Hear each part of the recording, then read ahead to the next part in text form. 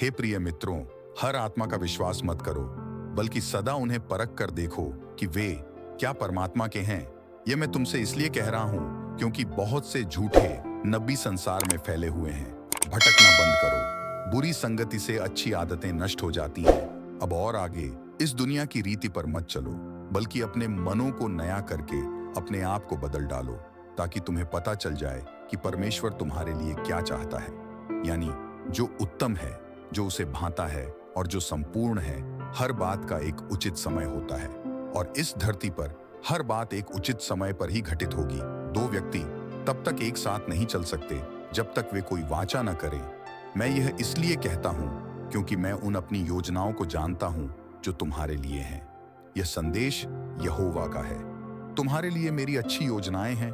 मैं तुम्हें चोट पहुंचाने की योजना नहीं बना रहा हूं।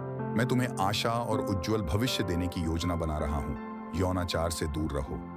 दूसरे सभी पाप जिन्हें एक व्यक्ति करता है उसके शरीर से बाहर होते हैं, किंतु ऐसा व्यक्ति जो व्यभिचार करता है वह तो अपने शरीर के ही विरुद्ध पाप करता है। बुराई का बदला बुराई से किसी को मत दो। सभी लोगों की आंखों में जो अच्छा हो उसे ही करने की सोचो। जहां तक बन पड़े सब मनुष्यों के साथ शांति से रहो।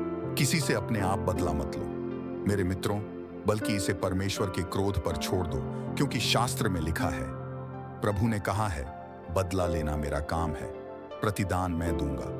बल्कि तू तो यदि तेरा शत्रु भूखा है तो उसे भोजन करा, यदि वह प्यासा है तो उसे पीने को दे, क्योंकि यदि तू ऐसा करता है तो वह तुझसे शर्मिंदा होगा। बुराई से मत हार, बल्कि अपनी नेकी से बुराई को हरा दे।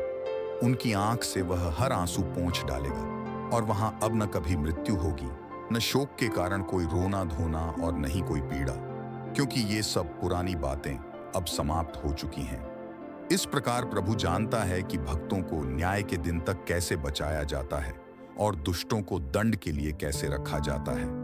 इसीलिए तुम उनमें से बाहर आ जाओ, उनसे अपने को अलग करो। अब तुम कभी कुछ भी न छुओ जो अशुद्ध है, तब मैं तुमको अपनाऊंगा। इसीलिए पुरुष अपने माता पिता को छोड़कर अपनी पत्नी के साथ रहेगा और वे दोनों एक तन हो जाएंगे। विवाह का सबको आदर करना चाहिए। विवाह की सेज को पवित्र रखो, क्योंकि परमेश्वर व्यभिचारियों और दुराचारियों को दंड देगा।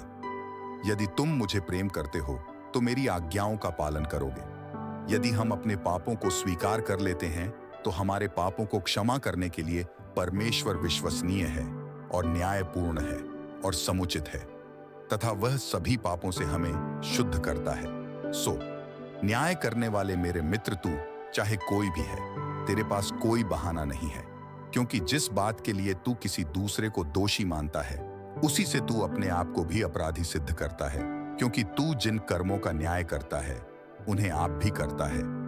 परमेश्वर को जगत से इतना प्रेम था कि उसने अपने एकमात्र पुत्र को दे दिया, ताकि हर वह आदमी जो उसमें विश्वास रखता है नष्ट न हो जाए, बल्कि उसे अनंत जीवन मिल जाए। परमेश्वर ने अपने बेटे को जगत में इसलिए नहीं भेजा कि वह दुनिया को अपराधी ठहराए, बल्कि उसे इसलिए भेजा कि उसके द्वारा दुनिया का उद्धार हो।